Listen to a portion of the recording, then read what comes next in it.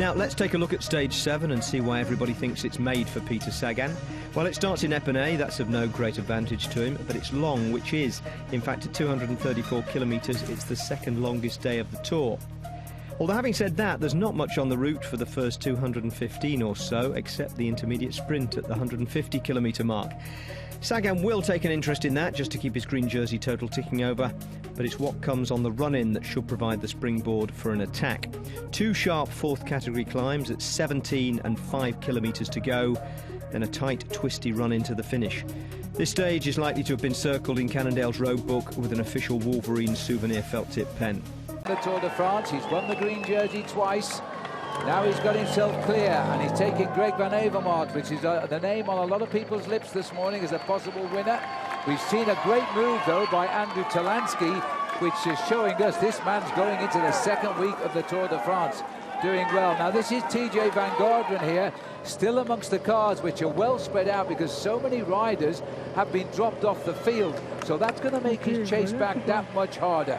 Well, this is rather a strange situation, you might think, for Team BMC, but at the start of the day, Greg Van Avermaet, who is a very good guy to win individual stages, has probably put this stage down as one of the ones that he wanted to win, which is why you've got a BMC rider off the front of the race trying to win an individual stage, and sadly for TJ Van Garderen, who was involved in an accident, trying to stay in contact with the race. His problem for TJ Van Garderen, Phil, is there's lots of riders getting dropped, and it seems as if he's in fact left a lot of his teammates behind now as he works his way through the convoy of cars. Well, the trouble is he's hampered. There's so many riders behind the race now. He's not actually near the heart of the peloton, which is right in our camera lens. This is the advanced group of the Tour de France now, and these 2 riders trying to slip it away. Inside 3.5 kilometres to go now. Sagan and Van Avermaet. This could be a very interesting sprint because Van Avermaet is a very fast finisher in the red. Well, he certainly is, and they must work together at 54 kilometres now. That's about 33 miles an hour, the average speed. But the question is, who's going to organise the chase behind them? What are the big leaders who've got themselves safely over the top of the climb concerned about Peter Sagan? I heard this morning Alexander Vinokurov said, we don't care now, we've defended through the first week of the race. If we lose the overall lead, it doesn't matter because Vincenzo Nibali is better than everybody else of the overall contenders. 3 kilometres to go. That's about 3.5 minutes because we go downhill to this finishing line. We've got a few nasty corners. The corners don't stop until 900 metres from the finish. We have a very, very nasty, very sharp 90-degree bend to line us up for the finish. 2.5 kilometres. They are eating up this road. You've got to take your hat off to a man like Peter Sagan, Phil, because he could just sit in the main field and think about the sprint. He's looking to read the number plate off the back of the motorbike here. He's gone round that corner. Every little bit counts here. Bear in mind, it's the responsibility of the motorbike rider to get away from the race, and Peter Sagan just getting a little bit of a pull there from the slipstream from this motorbike. He will have a great ally here because Greg Van Avermaet will think all of the time, I've got a chance here of at least minimum second place. They just went under the banner, 2 kilometres to go.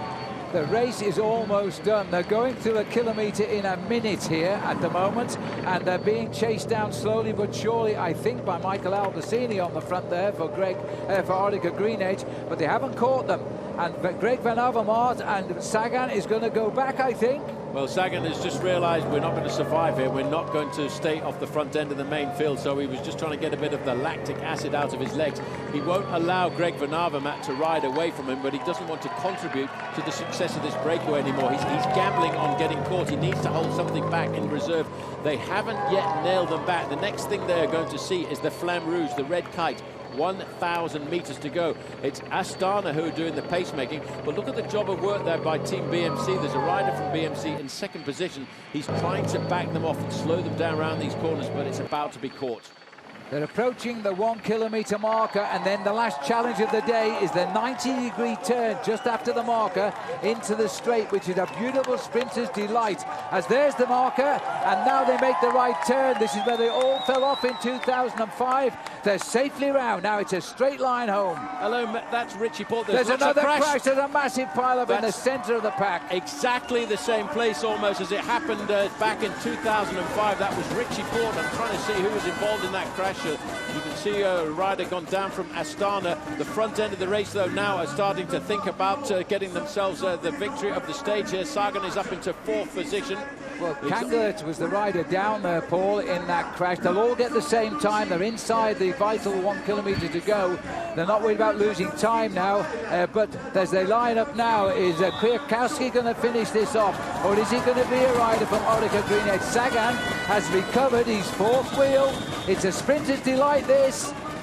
Well, Sagan is up into 3rd place. He's in a very good position to try and get it, but it's being really led out by Giant Shimano. Oh, and there's another crash, and this time down is Talansky on the road as well. And there's a Sagan breaks for the finish, and I think he's pipped on the line because we've got an Omega rider. We're waiting for the result there. Well, that was a real lunge for the line there, as we saw Peter Sagan was trying to come back, but it was the rider from Omega Pharma Quickstep, I think, was across the line. Talansky looks like he went down quite hard. There's the crash there, right on the back wheel of Simon Gerrans, as Talansky goes out to the right of the road. I'll tell you what, Phil, we're going to have to wait for the photo, because I'm looking at the finish line transponder, which a few moments ago said Trentin in 1st place. It's now saying Peter Sagan, so we really will have to wait for the judges to have a very close look. Oh, wow. Trentin thinks that Sagan has got it. Sagan. Have a look at it from the helicopter again. Look at the speed that Peter Sagan is coming back from. And I mean, you can't tell it. We'll rely on the judges for the first time. As TJ comes home, this is the time he loses today because of that crash. Talansky on the right, walking home, but he'll get the same time as the winner. Yes, Talansky had the good fortune, although it won't feel like that, to crash inside the final 3 kilometres.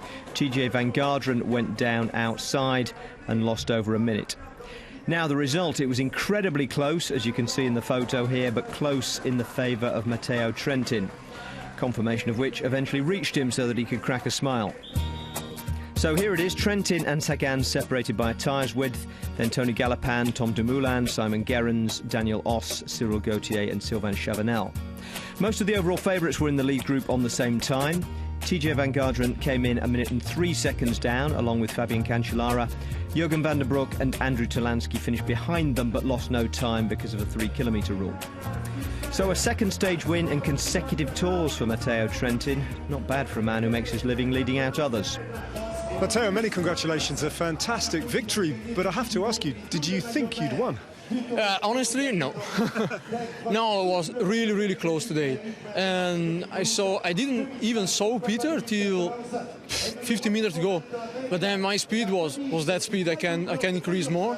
I just have to throw the bike over the line, and yeah, at the first moment I think, that's gone.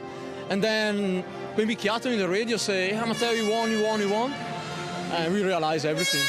But I think even him was on the edge, say maybe I won, maybe I not won. The bouquet for least joyous podium performance in a classification leader's jersey went to Peter Sagan, who then launched it into a neighbouring street. He was gracious enough to congratulate Trentin behind the podium, but wasn't doing any interviews beyond the single World Feed one to which he's contractually obliged. Sì, sono sempre lì e quello prendo positivo, maglia verde ce l'ho, però manca qualcosa in più. Però Tour de France è ancora lunga e sto pensando che il mio giorno ancora arriva. Now, back to Andrew Talansky's crash in the finishing straight. He appeared to be looking right as he drifted left, and by the time he turned to see Simon Gerrans moving across him, it came as a horrible surprise. That's not the way he read it, and he shouted his version of events at the Orica team staff as he passed their bus. I moved out of the way to let the sprinters do their sprint, and he took me out. Let's go. He wouldn't elaborate for anyone else, though, which left his manager, Jonathan Vaughters, as the Garmin voice of reason. Yeah, I mean, he's certainly upset, and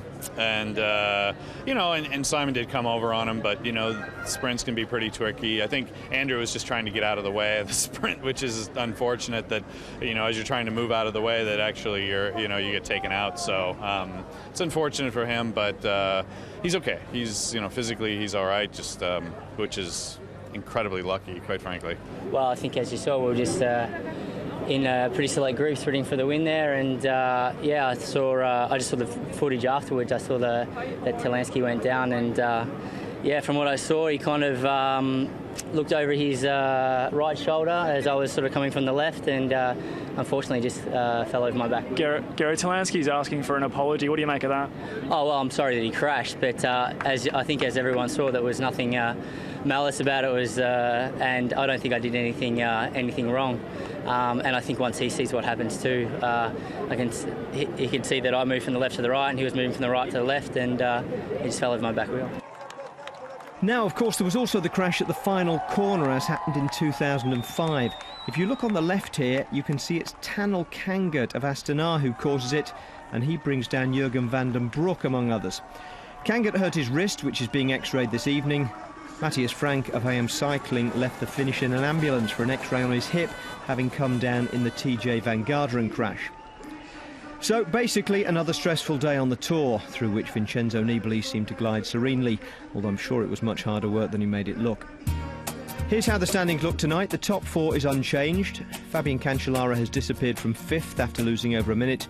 Jurgen van den Broek went briefly but was reinstated when it was confirmed his crash was inside 3 kilometres to go. And Cancellara's removal means that Andrew Talansky crashes his way up to 8th. Behind them, Geraint Thomas lost 14 seconds on the line and slips behind Bauke Mollema. The big slide is TJ Van Garderen's from 11th to 18th at 3 minutes 14. Simon Yates is up from 102nd to 85th and looking forward to the mountains.